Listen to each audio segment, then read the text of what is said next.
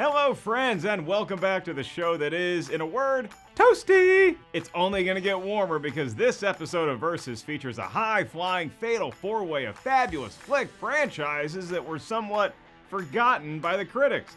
It's Resident Evil taking on Tomb Raider against Mortal Kombat battling Street Fighter.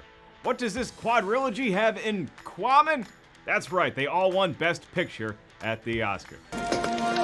No, they did not win Best Picture, but they are all video game movie franchises that are rotten on the Tomatometer, dismissed by the critics, slighted by movie reviewers, punished by pundits. But today, they get their chance at justice, redemption, and will definitely also be made fun of a lot by this guy. Right? I am a fellow raised on movies and video games, and so finally, after some 49 episodes at this job, I finally get to sound intelligent.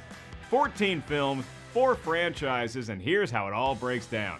In one quarter, you have the 6 Resident Evil films, based on the uber-successful horror video game line, star Milla Jovovich and a horde of zombies have cultivated an impressively sized and fiercely loyal fan base.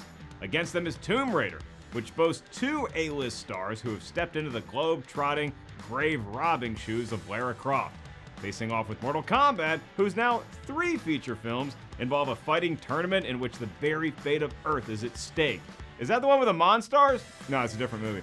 And rounding out the match is Street Fighter, who we invited as a common courtesy. Okay, look, The Legend of Chun-Li does have some cool parts, and I love Van Damme and Raul Julia. Damn, Street Fighter might actually have a shot today. Here's how we'll determine a winner. Round 1, box office.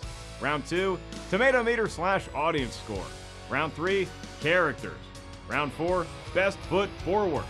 And then we'll do a wild card round, provided we don't run out of quarters and our mom isn't done shopping yet.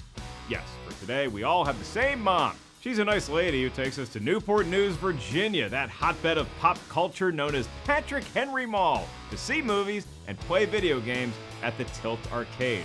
And it was legendary video game enthusiast Patrick Henry who said, "Give me liberty, or give me at least a few more bucks and quarters so I can play the game where blood goes everywhere." Know your history, kids. Let's get it on. Come to a little tournament, he said. Be good for the career, he said. Yeah, right. So look at this. Round 1, box office. Upon leaving said Tilt Arcade, you'll walk through the food court, and if you can successfully evade the delicious smells of Chick-fil-A free samples, Villa Pizza, and Panda Express, you're gonna land at a movie theater, where all 4 of these franchises had the opportunity to cash in on their fan bases big time. Street Fighter came out of the gate first and tried to do what previous video game flicks like Super Mario Bros. And Double Dragon couldn't: make money. Off of a $35 million budget, it only made, and adjusted for inflation, $73 million here in the States, but did manage a worldwide total of $219 million. So let's give it a tip of Guile's cap. The star power of Van Damme and Raul Julia's M. Bison had set a new bar. But then, the very next year, jump kicked right over it with a $258 million worldwide run. However, Mortal Kombat Annihilation failed to match that success, barely limping over the $100 million mark, and we'll wait to see how the new Mortal Kombat fares in theaters, but don't worry, that's not the last you're going to hear about the new one in this fun and informative video essay. Resident Evil came out of the gate strong and has not looked back, as the original is the lowest grosser in the franchise, but it still made a respectable $164 million worldwide. And Resident Evil Afterlife set the high mark for the film series at $345 million. Meanwhile, Angelina Jolie's 2 Tomb Raider films average out to $248 million across the earth, but it's Alicia Vikander's most recent iteration of Miss Croft that tops all of our movies in competition today, raking in a, get this, $442 million total haul. That buys a lot of plane tickets.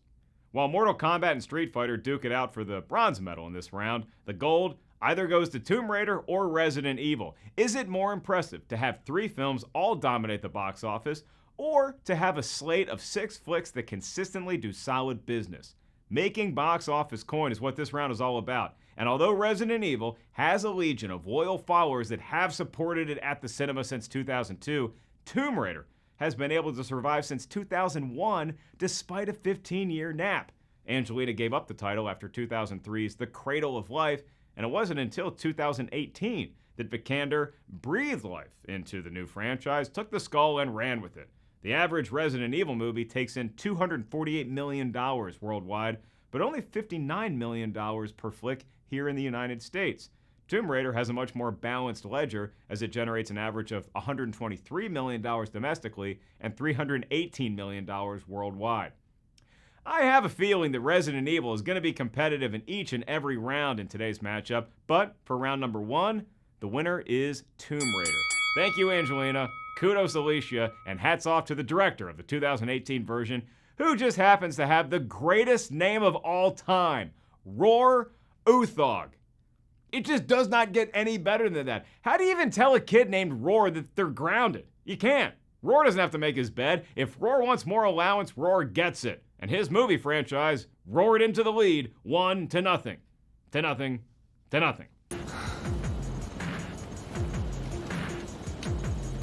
Round 2, Tomatometer/Audience Score. And now, these 14 movies realize why we matched them up together in the first place. The critics don't necessarily love all of them. Some have managed a modicum of respect amongst the film reviewing profession, but these are 4 rotten movie franchises, so let's sugarcoat it by going to the audience score side of things first. Never give up hope. There you go, Resident Evil. The 6 films of that series stand the tallest here, averaging an oh-so-close to fresh 55% rotten. But hot on its heels are both Tomb Raider and Mortal Kombat, registering a respective 49% and 41%, although at the time of this sentence being typed, 2021's MK is sitting at a very healthy audience metric of 87%. Okay, so we're all feeling pretty good. None of these franchises are all that stinky if the audience has it. Oh God, I forgot Street Fighter. Want me on TV? I'm on TV now. Leave it! Let's take a look. Oh, it's not great. 19% average, which means Street Fighter is the breadwinner of the franchise at 20%.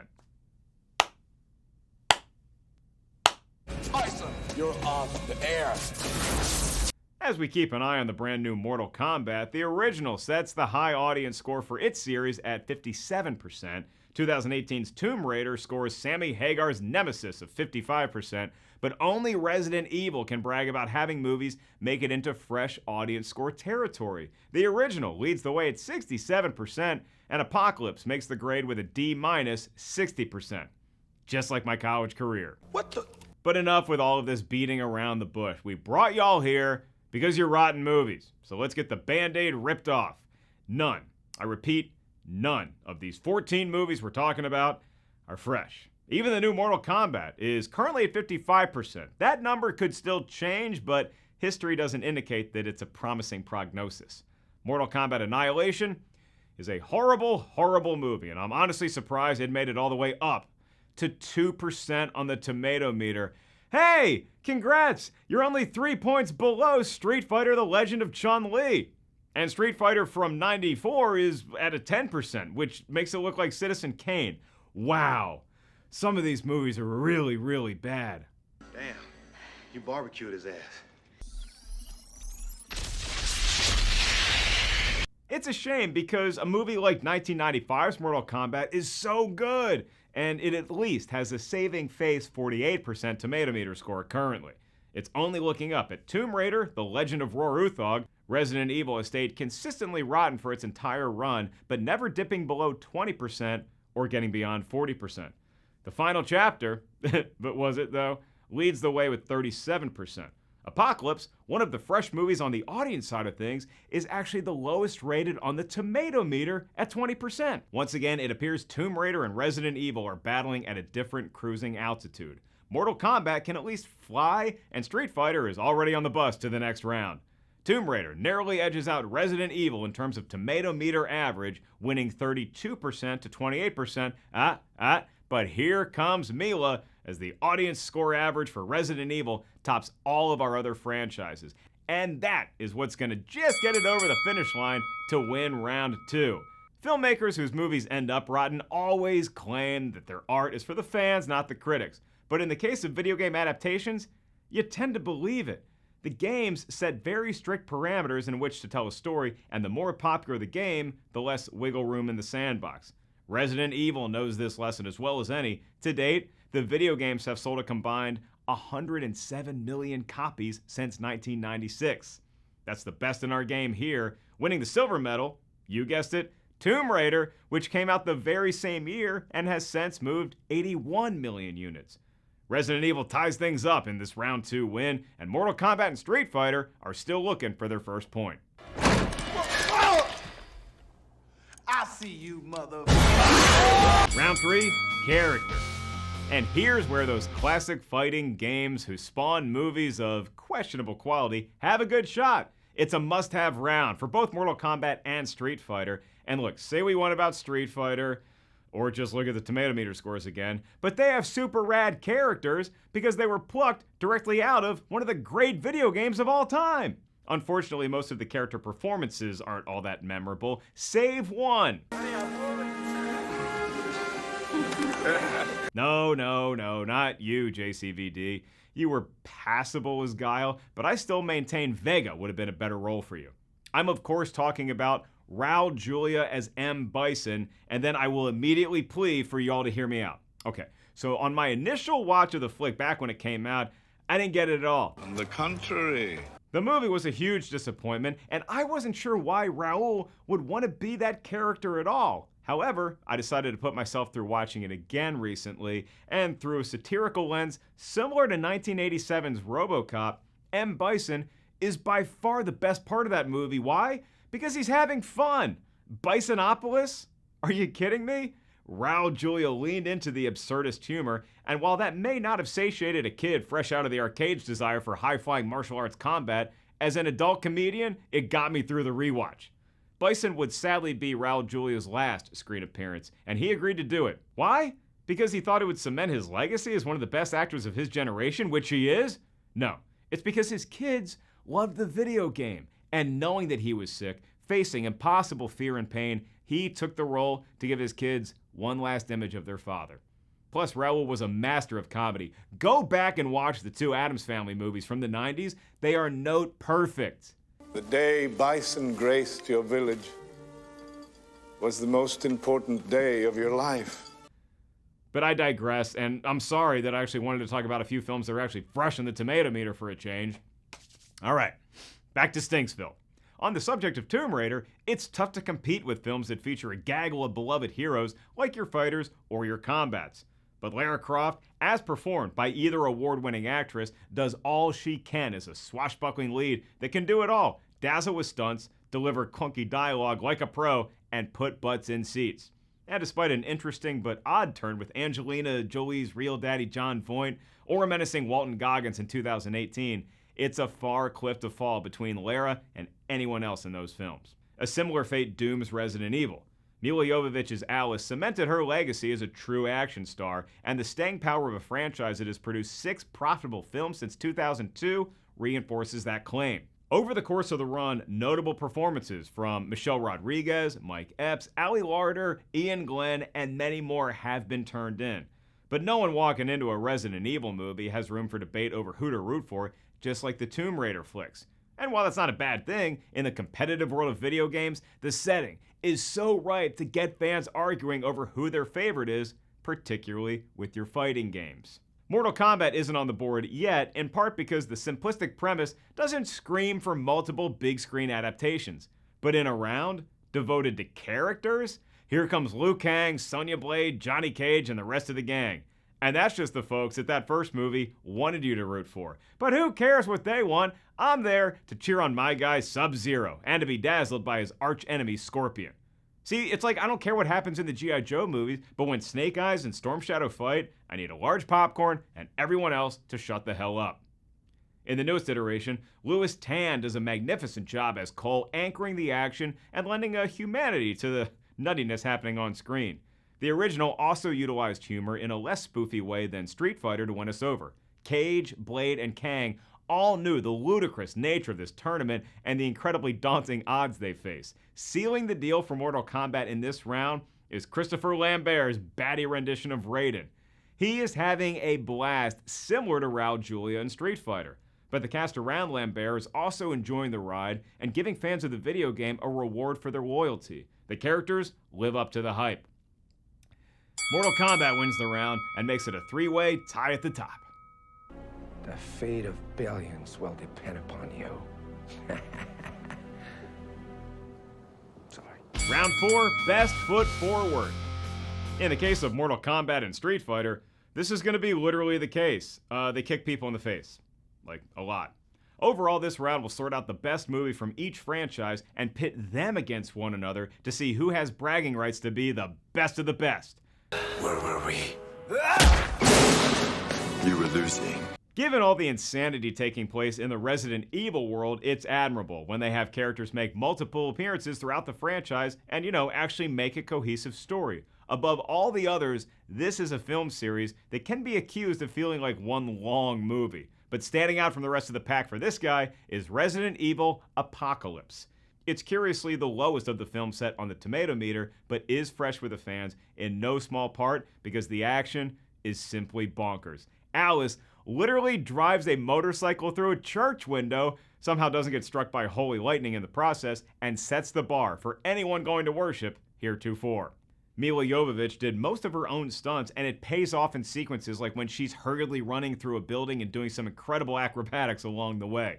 The film is further buoyed by strong supporting roles from the aforementioned Epps, Glenn, Sienna Gilroy, and Jared Harris as Dr. Charles Ashford. It's a tough lot to pick a favorite from because I also love the bathroom fight from Afterlife and the winged demon creature from the final chapter. But alas, Apocalypse is my Resident Evil representative here, and it will go up against Street Fighter. And probably not break a sweat. Street Fighter just isn't that good. Like, at all. M. Bison makes it worse sticking around, but more than anything, it makes me lament that we had to waste both a great franchise opportunity and Van Damme in his prime on this 10% rotten misfire. Keep in mind, in 1994, Jean-Claude was coming off of Hard Target and Nowhere to Run and was aiming to be the next great action star. Then this happened. I will say he recovered quickly with Time Cop, which is still cool, but Street Fighter remains a gigantic eyesore during an otherwise impressive run. You'll have to do better than that. Okay. Not so with Mortal Kombat, and I'm going to champion the original here. I did like the new one as well, but I don't want to have any recency bias, so I'm sticking with the classic, yes, I said it, classic 1995 version. For all-time iconic moments, the Resident Evil franchise easily wins in terms of sheer volume, but pound for pound, I'd put this combat up there with any one video game flick. From the insidious disguising of Shang Tsung to kick things off, to Goro crushing an entire Thanksgiving meal by himself, to a worthy final clash between Tsung and Liu Kang, this movie has it all. But the most chill-inducing moment for me is still the introduction of Sub-Zero and Scorpion. It led the trailer, blew us away in the theater, and you've probably used that gif a few dozen times. These fellas are in some weird green room on a boat, and they emerge through the door looking like the most badass, intimidating twinsies of all time. Poor Kano, and especially non-video game character Art Lee, get the shaft a bit, but this entire flick feels like one big March Madness single elimination sports tournament, and that's what keeps us invested from start to finish. Well, that, and the music. That theme will even make the laziest of comedians get out of bed and work out. Or do 3 push-ups and go back to bed. Alicia Vikander's Tomb Raider is my pick out of that franchise here, and that film isn't short on excitement and does not waste a lot of time before we lock into a fast-paced trek across the world. You got your bike chases, you got motorcycle combat, and various weapon battles become par for the course, but my highlight was the intensity of the river waterfall scene. Now look, we've all seen something like this countless times before. The hero of the story has to make a daring escape just before the racing waters toss them over a cliff. But here, let's throw in a crashed airplane, and Vikander is more than capable in making us believe she's physically up to the task of surviving such a stunt. Her facing the ultimate fortune-hunting baddie in Walton Goggins works well, and reconnecting with her father also delivers an emotional gut punch. But ultimately, none of these other franchise bests can equal the staying power, the highlights, or the fun of the original Mortal Kombat. The newest version sometimes feels like it's trying to match its predecessor's levity, but then also gets super serious, and it's kind of forcing that end-of-the-world intensity. Resident Evil Apocalypse and the new Tomb Raider helped solidify those titles as worthy video game franchises for sure, but it's 1995's Mortal Kombat that breathed real life into this entire genre, and it unlocked the potential for all other gaming flicks to follow. Mortal Kombat wins the round and goes up 2-1 to 1 to 0. I smell something. Bullshit. And now it's time for our wild card round, Origin of the Species. Yep, we're gonna pull a Charles Darwin and head to our version of the Galapagos Islands. No, we're not gonna be charting evolution so much as we'll be taking a gander at where it all began. The video games themselves. I know, it's a show about movies, but come on, how many times do I get to gush about 4 video game franchises that have molded me into the semi-capable adult that I am? The question here is quite simple. Which video game series stands the tallest? Finally, Street Fighter has a shot here, largely on the strength of Street Fighter II, Turbo Fighting. Both in the arcade and on platforms like Super Nintendo, this game permanently set the template for all fighting games to follow. It wasn't the first, but it might have been the best. Diverse settings all over the world, and a bevy of unique characters such as Ryu, Ken, Chun-Li, Dhalsim, and of course, M. Bison himself, made for tremendous replay value. Ryu is my guy, but as long as I could avoid my brother's E Honda 100 hand slap, I was okay with Blanca. Just don't leave him plugged in for too long, because it's not going to end well. We were indeed spoiled in the early to mid 90s with one-on-one battles in video games, but if Street Fighter II ushered in a new era, it was Mortal Kombat that created a seismic shift. The digitized look and smooth gameplay of Mortal Kombat ran after previous games like Pit Fighter walked, and we can't bring up what it was like to experience Mortal Kombat without mentioning the red stuff. Blood was everywhere, and we had never seen it before. I mean, in video games, yeah, it's fun to learn the moves eventually, like the Sub-Zero freeze stuff, but at the beginning, it was just about punching as many times with Liu Kang as possible to see the maximum amount of Kool-Aid coming out of your opponent's nose. Parents freaked out, articles were written, the news covered it ad nauseum, and ultimately, Mortal Kombat elevated the realistic look of video games into a new realm. Of all the games in competition here, none had an immediate impact comparable to what Mortal Kombat did, and the sales prove it. Street Fighter has moved a total of 45 million games since 1987. Mortal Kombat has sold 54 million copies since 1992, which by my math means that 673 million spines have been ripped out of bodies. Finish him! Flawless victory. Tomb Raider and Resident Evil came along in the same year, and just because I would eventually pass my driver's ed test in 1996 didn't mean I was done with video games. Tomb Raider was the closest thing we had in the 90s to a new Indiana Jones movie. Sorry, young Indy, I was more of a Briscoe County Jr. kid. And the in-depth storytelling throughout the series has proven to be the perfect baton handoff to the movies. Lara Croft was a revolutionary character, not just as a strong female lead, but as someone who could maneuver around and interact in 3D worlds in a brand new way. Moving 81 million copies over the course of the franchise is no small feat and makes it competitive in this round. But here comes Resident Evil, and it managed to achieve what very few games have even attempted to do. It's scary as hell! Silent Hill would also find success in the horror genre, and Oculus-style headsets have made it even easier in the modern era to frighten a gamer with a well-timed jump scare. But the franchise of Resident Evil was an experience unlike any other. Gamers like myself would legit be nervous, not just for our own survival, but because we were genuinely terrified at what could jump out next. There's been great fighting games before and since Mortal Kombat, and if we didn't have Tomb Raider, we could at least make do with the Pitfall Harry or any of the other myriad adventure games. But without Resident Evil, would any other game series have been able to step up and deliver the scares, the chills, and the creeps as effectively? These movies, based on the game franchise, tend to do better outside the United States, and I chalk that up to horror being a universal language. We can all speak it, and we're all fluent in peeing our pants when we're frightened. We've just never seen anything as close to effective as when it hit gaming consoles way back in 1996. Mortal Kombat gets major points for being a cultural touchstone. However, I'm giving the round to the most intense gaming series I've been a part of that's not named Tecmo Bowl, Resident Evil. It's 2-2-1 to Street Fighter tried, and we got us a tie.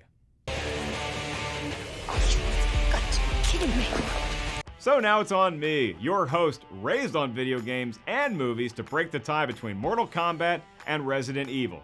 And for me, it comes down to staying power. Mortal Kombat is great, and the 1995 iteration is my favorite video game movie by a sizable margin. But after 1997's truly awful Annihilation, MK live-action movies took a long catnap and didn't awaken until this year. For contrast, we only had to wait like 8 years after Bat Nipples for Christopher Nolan to successfully reboot The Caped Crusader. Resident Evil, on the other hand, has been a consistent presence at the box office since 2002. It's seemingly impervious to critical barbs, and that's thanks to a fan base that knows what it wants and feels respected by the filmmakers, that their love of the game and the storyline therein is honored in the language of cinema. I'm giving Resident Evil the win here. One video game movie that has success should be lauded as an achievement. But 6 video game movies that gross a combined $1.5 billion at the box office? That, friends, is a dynasty and should be remembered as such. Well, I hope you remember me, Mark Ellis, or at least long enough to hit me up on social media at Mark Ellis Live and let me know your pick for the greatest, worst, freshest, rotten, bestest, awfulest video game movie series ever. And I'm going to go ahead and chalk this vid up as a flawless victory. Seriously, I nailed it in one take. Right? Yeah! I got that sentence out.